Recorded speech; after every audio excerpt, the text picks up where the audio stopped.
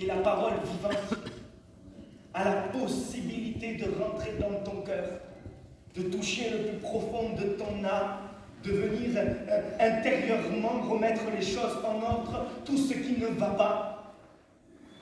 La parole de Dieu le remet en ordre. Parce qu'elle est la parole, elle est la vérité. C'est tellement merveilleux. Mais, ce serait, je crois, on le verrait plus souvent lors des réveils, si seulement il fallait avoir la parole de Dieu. Et quand je la lis, c'est ce que je disais à l'instant, elle va produire quelque chose.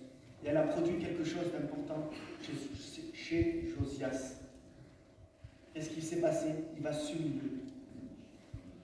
Il va s'humilier. Il va se repentir. Et c'est la caractéristique du résidu fidèle au milieu du mal. Vous avez vu les églises de l'Apocalypse, on en parlait tout à l'heure brièvement. Et qu'est-ce qui se passe dans chacune de ces églises? Qu'est-ce que le Seigneur dit? Il dénonce certaines choses qui ne sont pas bonnes, mais il dit, repentez-vous. Repentez-vous. Parce que le Seigneur dit. Alors que Josias peut-être n'avait rien à se reprocher. Il va se consterner, il va déchirer ses vêtements. C'est lui qui est, on peut dire, le numéro 1 du royaume. Il va se repentir, il va reconnaître sa culpabilité. Nous avons tous, mes frères et mes sœurs, amis qui viennent aussi peut-être pour la première fois, besoin de repentance. Parce que personne n'est parfait, c'est la réalité. J'ai besoin, Seigneur, de revenir à toi, de t'avouer, de reconnaître ma culpabilité devant tes yeux.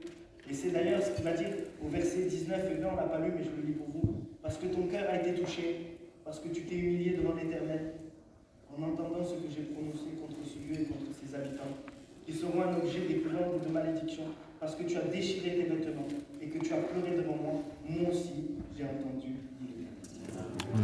C'est bien? C'est bien, non? Mais,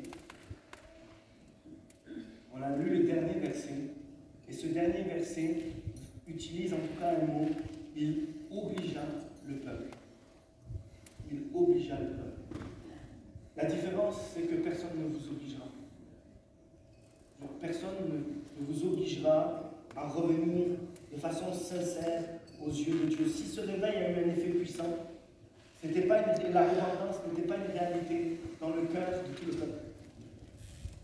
Ce n'était pas une réalité pour tout le peuple. Il y a des cœurs qui étaient encore éloignés. Il y avait des cœurs qui étaient encore attachés à certaines choses, de l'idolâtrie, des choses qu'on aime bien, mais qui ne sont pas la gloire de Dieu. Et c'est d'ailleurs ce que va dire Sophonie et Jérémie. J'en ai juste noté un verset, mais Jérémie 3, au verset 10, nous dit « Malgré tout cela, la perfide Judas, sa sœur, n'est pas revenue à moi de tout son cœur. C'est avec fausseté qu'elle a fait, dit l'Éternel. » On ne peut pas duper le Seigneur. On ne peut pas piéger le Seigneur. Ce que le Seigneur veut, c'est la sincérité de nos cœurs. Qu'on revienne de façon sincère auprès de lui. Et j'aimerais que ce soit le cas pour nous tous. Seigneur, je veux revenir, je veux m'arrêter, je veux revenir à toi. Parce qu'on sait qu'il y avait une grande partie du peuple, en fait, qui se plaisait dans le compromis ambiant qu'il y avait et qui régnait dans le pays. Le psaume 78 au verset 8 dit « Afin qu'ils ne fussent pas comme leur père, une race indocile et rebelle, une race dont le cœur n'est pas ferme et dont l'esprit n'était pas fidèle à Dieu. » Ce qui est important, c'est que nos cœurs soient fermes en Christ. Ce qui est important, c'est que vraiment on s'approche de Dieu et que, Seigneur, je veux t'être fidèle. Seigneur, je veux te plaire. Amen. Ce n'est pas un coup d'organisation, de modernité. Ce n'est pas parce qu'il y aura plusieurs chanteurs. Ce n'est pas parce qu'il y aura quelqu'un qui parle bien et qui ne fait pas comme moi, qui ne bégaye pas. Il y aura plus d'onction. Ce n'est pas vrai. C'est seulement quand il y aura une transformation interne, à l'intérieur des cœurs, ce qu'on peut appeler le Nouveau Testament appelle la circoncision des cœurs. Il faut que je passe par là, et que mon cœur soit encore touché, Seigneur. Et comme l'a dit David, Seigneur, crée en moi un cœur et renouvelle en moi un esprit bien disposé à ton égard, C'est-à-dire, Seigneur, je veux rester dans ce que tu as établi. Seigneur, je veux croire que ce que tu as pour moi écrit dans la parole de Dieu, c'est ce qu'il y a de meilleur. C'est un encouragement, cela, pour chacun d'entre nous. Si tu cherches la vérité, si tu cherches la solution pour ta vie, si tu es malheureux, triste, découragé, si tu es en colère même peut-être contre certains pasteurs, tu reviens à la parole de Dieu. Parce qu'elle est la vérité. Et que mon cœur soit toujours attaché à Christ. Amen. Amen. Il faut nous humilier.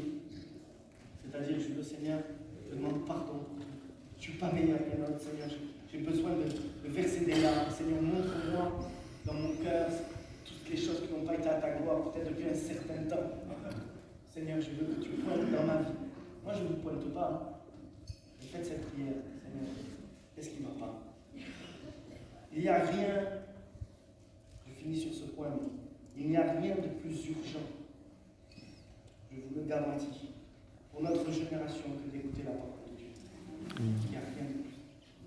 C'est quelque chose parce que de tellement important, parce qu'on se rend compte qu'on lit de moins en moins.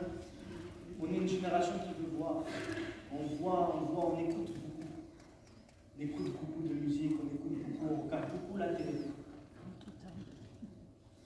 Et on nous fait passer des infos, on écoute des prédications. Ouais. Est-ce qu'elle est conforme à la parole de Dieu? Parce que si je ne suis pas une génération qui doit lire, ça ne va pas changer, il faut que je lise. Et tant que je n'ouvrirai pas la parole de Dieu, ça ne va pas. Vous savez, un jour le Seigneur m'a repris, parce que je venais quand j'étais plus jeune, à l'église sans la Bible. Un jour, le Seigneur, tout seul, personne qui m'a, il m'a repris. Il m'a enlevé ma Bible. Vite aller contre j'ai racheté une Bible parce que je ne sais même plus où ma Bible, on avait des différentes. La Bible transportable, du moins, où elle était. Alléluia. C'est important parce qu'il y a quelque chose qui ne changera pas. Quelque chose qui change avec Josias, c'est que nous, on a la parole de Dieu. Oui. On a la parole de Dieu. Tu peux avoir 25 Bibles chez toi. Et plusieurs versions. Et si tu ne la lis pas, ça ne sert à rien. C'est la réalité. Je sais que c'est facile à comprendre, mais du moins, en tout cas, nous, en France, on a la possibilité. Parce que vous savez que, par exemple, en Corée du Nord, il est interdit de rentrer dans le pays avec des armes. Ça va? Ça, c'est bon. Interdit de rentrer avec des produits illicites. Ça, c'est interdit aussi. Mais dans toute cette liste, il va y avoir interdit de rentrer avec la Bible. En quoi la Bible va être dangereuse? Parce qu'ils perdent le contrôle de la population. Voilà ce qui est dangereux. Parce que les personnes ne croient plus en eux, mais ils croient en Christ. Amen. Et ça fait peur. Quand la parole de Dieu est posée dans un foyer, si elle est ouverte, il va se passer des changements profonds. Quelque chose qu'on ne peut pas expliquer, mais qui est réel. Alors il ne faut pas que je laisse la parole de Dieu posée sur le buffet. Il ne faut pas que je me contente du passe le mot, comme ça a été dit aussi dimanche dernier après-midi. Il faut que je la lise, que je la médite avec rigueur. Le prophète Osée, Dieu parlera à travers le prophète Osée. Il dira, mon peuple périt. De connaissance. Et Jésus lui dira maintes et maintes fois que personne, prenez garde, que personne ne vous séduise avec des discours trompeurs. Nous sommes simplement là pour vous avertir, frères et sœurs. Quand on voit bien sûr des prospectus, ça nous attriste. Pourquoi? Parce que là-dedans, il y a des fausses doctrines. Parce qu'il y a de l'œcuménisme. Mais parce que c'est votre salut qui est en jeu. Ça, c'est la réalité. Il faut absolument que je connaisse la parole de Dieu. Oui, parce que ce qui m'attriste le plus, c'est de voir des âmes, des frères, des sœurs en Christ se tourner, accepter quoi que ce soit de nouveau, c'est moderne. Vous savez, il y a un exemple que je vais donner. Comme ça sera clair. Aujourd'hui, on se tourne, peut-être certains en ont entendu parler, d'autres pas, mais certains disent l'amour de Dieu, Dieu lui-même est extravagant. Et on voit des personnes qui se tournent, ah oui, c'est vrai. Mais où est-ce qu'il y a un brin de folie en Dieu? Alors bien sûr, nous, ça nous parle, parce qu'on est, je pense, des hommes et des femmes de la parole de Dieu. Mais il y a des personnes qui se tournent vers ça, et ils se laissent séduire, on en fait même des chants, l'amour extravagant de Dieu. Mais qu'est-ce qui est important? Qu'est-ce que je dois faire dans ce cas-là? C'est revenir à ce que la parole de Dieu dit. Qu'est-ce qu'elle dit? Jérémie 23, 16, dans les prophètes de Samarie, j'ai vu de l'extravagance. Ils ont prophétisé par Baal, ils ont égaré mon peuple d'Israël. Pas d'extravagance. Hein. Et on peut continuer parce que, ainsi parle l'Éternel au verset 16, désormais n'écoutez pas les paroles des prophètes qui vous prophétisent, ils vous entraînent à des choses de néant, ils disent les visions de leur cœur et non ce qui vient de la bouche de l'Éternel.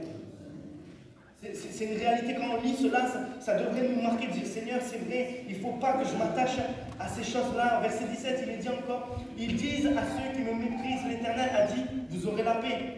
Et ils disent à tous ceux qui suivent les penchants de leur cœur, il ne vous arrivera aucun mal. Au verset 21, il dit, je n'ai pas envoyé ces prophètes, et ils ont couru, je ne leur ai point parlé, et ils ont prophétisé. J'ai entendu ce que disent les prophètes qui prophétisent en mon nom le mensonge, disant, j'ai eu un songe, j'ai eu un songe. Verset 26, jusqu'à quand ces prophètes vont-ils oublier, vont-ils prophétiser le mensonge, prophétiser la tromperie de leur cœur? Au verset 27, ils pensent faire oublier mon nom à mon peuple par les songes que chacun d'eux raconte à son prochain, comme leurs pères ont oublié mon nom. D'accord? C'est pas moi qui le dis, c'est la parole de Dieu. Moi, je veux m'attacher au Dieu de la vie. Amen. Pas à quelque chose qu'on me fait négocier. Je ne veux pas m'attacher à une religion. Je ne veux pas avoir l'étiquette. Je ne veux pas être chrétien, parce qu'aujourd'hui, le chrétien, il a perdu l'idée de tout son sens. Mais je veux être disciple de Christ. Suivre la parole, les commandements de Dieu. C'est tellement important parce qu'il n'y a rien de plus urgent aujourd'hui. Si les personnes lisaient la parole de Dieu, s'ils étaient attachés, s'ils serraient la parole de Dieu dans leur cœur, au plus profond de leur âme, s'ils étaient enracinés dans ça, ils ne se laisseraient pas piéger. Attention que personne ne vous séduise. Si vous êtes ferme, si vous avez le cœur ferme, personne ne vous séduira. Maintenant, si je ne suis pas ferme, si je ne reviens pas à la lecture, à cet amour pour la parole de Dieu, c'est une question vraiment d'amour pour la parole de Dieu. Si je ne me donne pas un peu de rigueur en disant Seigneur, mon emploi du temps est tellement chargé, mais maintenant je veux me poser et dire oui, il faut que je lise la parole de Dieu. Parce que sinon vous allez vous faire séduire. Il faut que je veille. C'est parce que dans les temps de la fin, on nous conseille. Veillez et Priez. Et ça, vous le savez. Hein. Vous le savez. Il faut vraiment que le Saint-Esprit nous renouvelle. Et si je veux voir, et si je veux vivre ce réveil puissant, comme on a connu en France, comme des pays non connus. Je lisais d'ailleurs le réveil au Pays de Galles. Et forcé de constater en quelques mots que simplement, on a donné à la parole de Dieu. Tout simplement. Et après, le Saint-Esprit a fait son travail. Alléluia. Et c'est vraiment le but. C'est pas pour accuser certaines choses, même s'il faut le dire certaines choses qui ne vont pas. Mais il est temps que dans notre quotidien, je puisse dégager beaucoup de temps pour la parole de Dieu. Beaucoup de temps. Un peu de temps si vous n'en avez pas beaucoup de temps, mais il faut absolument redégager. De se donner du temps et de l'ouvrir, pas seulement tiens Seigneur, mais de dire Seigneur, je vais commencer par les évangiles, les actes des apôtres, et je vais les relire, et après je vais passer à la jeunesse. Il faut se donner de la rigueur. Et je me le dis à moi-même, ce matin, de tout mon cœur, je vous le dis, quand je préparais ce message, moi-même je me sentais repris. Jonathan soit beaucoup plus rigoureux, d'autant plus que je t'ai demandé d'apporter le conseil de Dieu. Donc même moi, je me sentais repris sur ça. Mais vraiment, si on veut voir, si on veut vivre une action puissante du Saint-Esprit, j'ai mis une prière qui disait Seigneur, tu n'as pas changé, tu guéris encore, tu sauves encore, tu restaures encore. Oui. Donc je crois ça. Et la foi vient de ce